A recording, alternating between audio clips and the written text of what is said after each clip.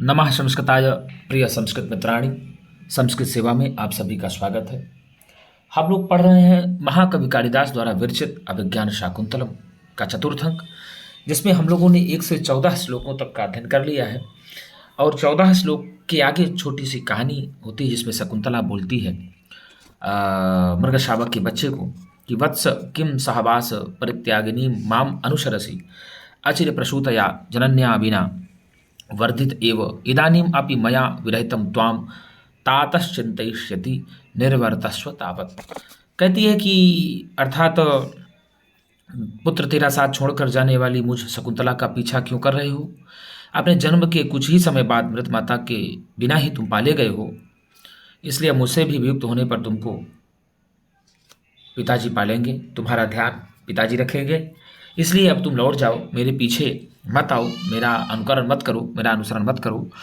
ऐसा कह करके इत रुदति प्रस्थिता, ऐसा कह करके रो करके आगे की ओर प्रस्थान करती है शकुंतला। फिर कहानी आगे बढ़ती है श्लोक के माध्यम से, जिसमें काश्यप जी कहते हैं शकुंतला के लिए, काश्यपा देख सकते हैं आप, लिखा है काश्यपा, काश्यप जी कहते हैं। क्या कहते हैं आइए देख लेते हैं। उत्पक्ष्मणोर्नयनयोरुपरुद्धवृत्तिं बाष्पं कुरु स्थिरतया विरतानुबन्धम् अस्मिन्नलक्षितनतोन्नतभूमिभागे मार्गे पदानि खलु ते विषमी भवन्तु। कितना अच्छा कहा कि मार्गे, अस्मिन मार्गे, इस मार्ग में, ते पदानी तुम्हारे पैर, विस्मी भवंत खलु विस्मी भवंतु निश्चित रूप से लड़खड़ा रहे हैं, इसलिए तुमको शकुंतला ध्यान देते हुए जाना चाहिए, ऐसे कह रहे हैं। क्या कहें? अस्मिन मार्गे ते पदानी खलु विस्मी भवंती, इस मार्ग में तुम्हारे जो है पैर लड़खड़ा रहे हैं। और क्यों लड़खड़ा रहे हैं? तो भैया अलक्षित नत उन्नत भूमि भागे, अर्थात ऊंची नीची भूमि के भाग को ना देख पाने के कारण अस्मिन मार्गे, इस मार्ग में, ते पदानी तुम्हारे जो पैर हैं, खलु विषमी भवंतु निश्चित रूप से लड़खड़ा रहे हैं। तो उत्पक्ष्मणोर्नयनयोरुपरोद्धवृत्तिं बाष्पं कुरु स्थिरतया विरतानुबन्धम् बाष्पं कुरु स्थिरतया विरतानुबन्धम् अस्मिन्नलक्षितनतोन्नतभूमिभागे मार्गे पदानि खलु ते विषमी भवन्तु। सीधे कहा अस्मिन मार्गे, इस मार्ग में, ते पदानी तुम्हारे पैर, खलु विषमी भवन्तु लड़खड़ा रहे हैं। क्यों लड़खड़ा रहे हैं? तो कहा अलक्षित नत उन्नत भूमि भागे, उन्नत मतलब नीची और उन्नत मतलब ऊंची, अर्थात ऊबड़ खाबड़ भूमि भाग में अलक्षित न दिखाई पड़ने के कारण इस मार्ग में तुम्हारे पैर लड़खड़ा रहे हैं। इसलिए हे शकुंतला, तुम धैर्य पूर्वक जाओ, मार्ग को देख करके जाओ। क्यों कहा? उत्पक्ष्मणो हो, अर्थात शकुंतला दोनों अपने नेत्रों को ऊपर की ओर की हुई है, तो इस कारण से कहा कि ऊपर की ओर उठे हुए बरौनियों से युक्त, उत्पक्ष्मणो हो, ऊपर की ओर उठे हुए बरौनियों से युक्त, क्योंकि शकुंतला मृग को पीछे देख रही है ना, और ऊपर की ओर उसकी बरौनियां हैं, इस कारण से कहा उत्पक्ष्मणो हो, ऊपर की ओर उठे हुए बरौनियों से युक्त। नयनयो हो, नेत्रों की, उपरुद्धवृत्तिम वाष्पम स्थिरतया विरतानुबंधम कुरु, अर्थात नेत्रों की, नयनयो नेत्रों की दर्शन शक्ति को रोकने के कारण रोकने वाले, वाष्पम आंसुओं को, स्थिरतया विरतानुबंधनम कुरु स्थिरता के कारण तुम क्या करो? धैर्य से रोको। क्या करो गुरुजी? स्थिरता के कारण धैर्य से रोको। क्यों? क्योंकि अस्मिन अलक्षित नत उन्नत भूमि भागे, अर्थात क्योंकि इस नत उन्नति भूमि भागे, अर्थात ऊंची नीची भूमि भाग को ना देख पाने के कारण, ते पदानी तुम्हारे पैर, मार्गे अस्मिन मार्गे इस मार्ग में, विषमी भवन्तु लड़खड़ा रहे हैं। तो देख लीजिए फिर से कहा, उत्पक्ष्मणोर्नयनयो रूपरुद्ध वृत्तिम, अर्थात ऊपर की ओर उठी हुई बरौनियों से युक्त नेत्रों की दर्शन शक्ति को रोकने वाले, वाष्पम आंसुओं को स्थिरतया विरतानुबंधनम करो, स्थिरता के द्वारा या धैर्य से तुम रोको। क्या करो? रोको, क्योंकि अलक्षित न तो उन्नत भूमि भागे, ऊंची नीची भूमि भाग को ना अलक्षित मतलब न लक्षित इति अलक्षित, ना देख पाने के कारण से, ना देख पाने के कारण, अस्मिन मार्गे इस मार्ग में, ते पदानी तुम्हारे जो पैर हैं, खलु विषमयी भवन्तु, यहाँ खलु निपात है, ये वना चितनु ये सब निपात में आते हैं, यहाँ खलु भी निपात है, तो आप सीधे इसमें निपतन्ति इति निपातानी, जो अचानक गिर पड़ते हैं या पड़ते हैं उनको निपात कहा जाता है। निपात हमारी पद्यों में पाद पूर्ति के लिए प्रयुक्त होते हैं। तो तुम्हारे पैर लड़खड़ा रहे हैं, ऐसा काश्यप जी कह रहे हैं। किससे कह रहे हैं? शकुंतला से कह रहे हैं। या इस श्लोक का वक्ता कौन है? प्रश्न आ जाए कि इस श्लोक का वक्ता कौन है, तो बोलेंगे काश्यप जी हैं। कौन है गुरु जी? काश्यप जी हैं। तो इसमें यहाँ पर आंसू रोकने की स्थिरता का कारण है। क्या हो रहा है भैया? यहाँ पर आंसू रोकने की स्थिरता का कारण है, इसीलिए यहाँ पर पदगत काव्यलिंग अलंकार। भाई शकुंतला अब कहती है मृगशावक के बच्चे को कि अब तुम बिना माँ के ही पाले गए हो, तो मेरे ना रहने पर भी तुम्हारे पिता चिंता करेंगे, ऐसा रोती प्रस्थिता, ऐसा कह करके रोती हुई प्रस्थान करती है। तो उसी के कारण से आप देख सकते हैं यहाँ गुरु जी कि आंसू तो निकल रहे हैं ना, तो यहाँ पर आंसू रोकने की स्थिरता का कारण है। अतः यहाँ पदगत काव्यलिंग अलंकार है और उत्तार्ध में आंसू को रोकने का कारण बताया गया है, इसलिए वाक्यगत काव्यलिंग अलंकार है। इसमें वसंत तिलका छंद है गुरु जी। कौन सा छंद है?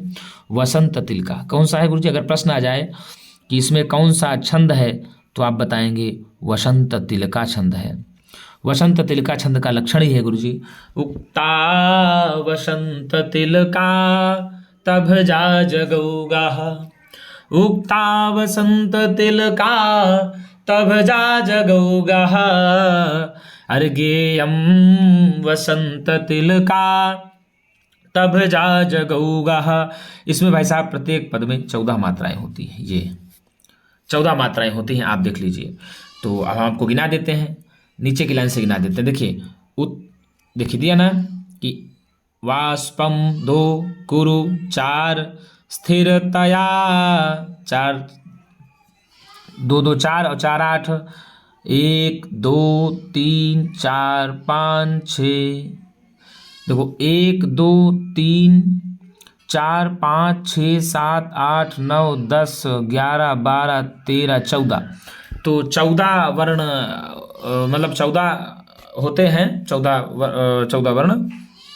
आप देख लीजिए कितना होता है ये, 1 2 3 4 5 6 7 8 9 10 11 12 13 14। 14 मात्राएं होती हैं। कितनी मात्राएं गुरु जी? 14 मात्राएं होती हैं एक पद में। आप देख लीजिए एक लाइन में 14 मात्राएं हैं, तो प्रत्येक पद में 14 मात्राएं होती हैं। उक्ता वसंत तिलका तबजा जगौगा वसंत तिलका छंद का लक्षण है। आप देख सकते हैं ज्ञेयम वसंत तिलका तबजा जगौगा, इसको गाया ही जैसे जाता है। उत्पक्ष्मणोर्नयनयोरुपरोध वृत्तिम, उत्पक्ष्मणोर्नयनयोरुपरोध वृत्तिम, वाष्पं कुरु स्थिरतया विरतानुबन्धम्, अस्मिन्नलक्षित नतोन्नत भूमि भागे, मार्गे पदानि खलु ते विषमी भवन्ति। काश्यप जी कह रहे हैं। कौन कह रहा है गुरु जी?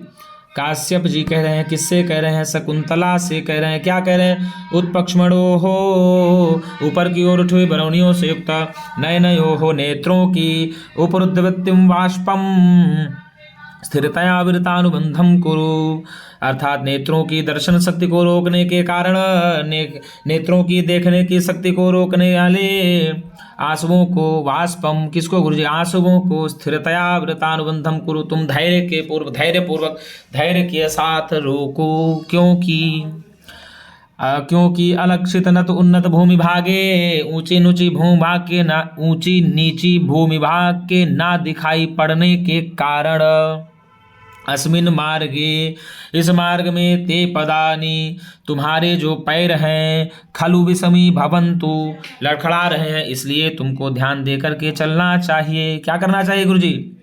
ध्यान दे करके चलना चाहिए। अचिरम प्रसूता, तो आप जान जाते हैं कि अचिरम प्रसूता तया कर्मधारय समास, जन्म देने के बाद वहाँ कहा गया था ना तुम्हारी माता मृत हो गई थी। उत्पक्ष्मणो हो, तो भैया उद्गतानि पक्षमाणि ययोः तयोः बहुव्रीहि समास हो जाएगा। कौन सा समास? उद्गतानि पक्षमाणि ययोः तयोः बहुव्रीहि समास हो जाएगा। उपरुद्ध वृत्ति में उपरुद्धा वृत्ति येन तम बहुव्रीहि समास हो जाएगा। उसका मतलब हुआ नेत्रों की दर्शन शक्ति को रोकने वाले। और वीरतानुबंधम का वीरतः अनुबंधा यस्य तम वीरतानुबंधम, तो गुरु जी सीधे सीधे हो जाएगा बहुव्रीहि समास, अर्थात जिसका प्रवाह रुक गया हो ऐसा। इसका अर्थ ले जाएगा अवीरम, ता प्रत्यय लग करके वीरता बना। अलक्षित, सीधे का अलक्षितः, अलक्षित नत उन्नत भूमि भागः, तो अलक्षितः नतः उन्नतः भूम्याः भागः यस्मिन् तस्मिन्, इसमें हो जाएगा बहुव्रीहि समास, अर्थात जिसका ऊंचा नीचा भाग नहीं देखा है ऐसी मार्ग में, इसका हो जाएगा।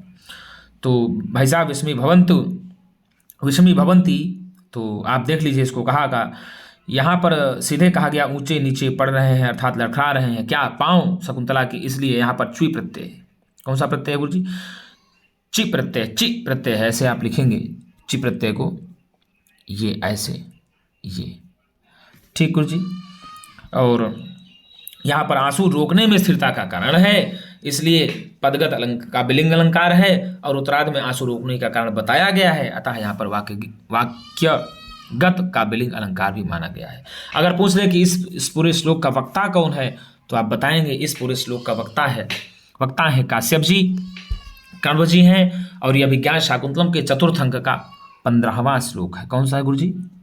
15वां श्लोक है।